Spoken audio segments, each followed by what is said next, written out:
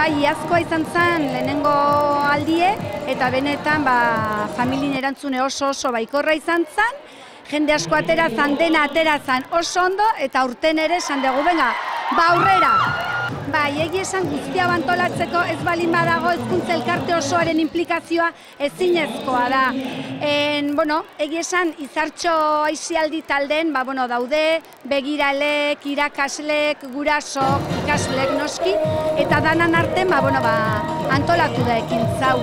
Gutxi gora bera 500 eta 150 edo. Hasieran bildur ginen, iaz lehenengo urtea izan, hainbeste jende esaten gendun. Ez gendun gutxigokin gelditu nahi, eta erantzuna izan da baita osona, eta gutxi gora bera 240 pertsona edo horrelaterako geha danetik daude ikasleak, guraso pila bat, irakaslek ere badaude, eta gero aisialdiko begiralek benetan garrantzitsu diela guretzako.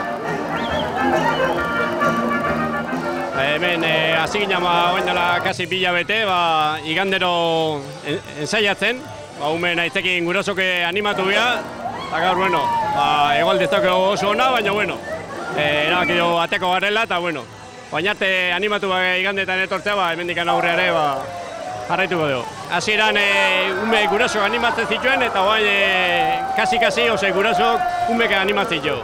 Aitzek horrekin bazkari bat ite dugu, eta gasolina bizkat hartu, eta hemen gaude. Ja hirugarren urtea ateratzen gehala, eta oso pozik garez. Nahi dugu asteak kaletatio dantzatzen eta hola eta gok dauzkeu ja. Aurreko urten guali tokatu zen, aurteko jardinero gustatu zaizue mozor? Bai, asko gaina, eta oain dela 2 urte ja mimo ze baita, eta pozik gare. Ergipena bakarra horri egualdi ez? Pentsatzen dut atzo gauen hoia sartu zinetela egualdi, pentsatzen lastima, ez alare eta ingo zaten. Bai, atera ingo geha eta beste pasatzen den egualdikin.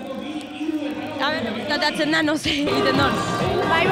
Kandela eta gana jarri ditugu etxen, egan denbora dauna etxen don ateratzeko, eta berze pasatzen da, nero.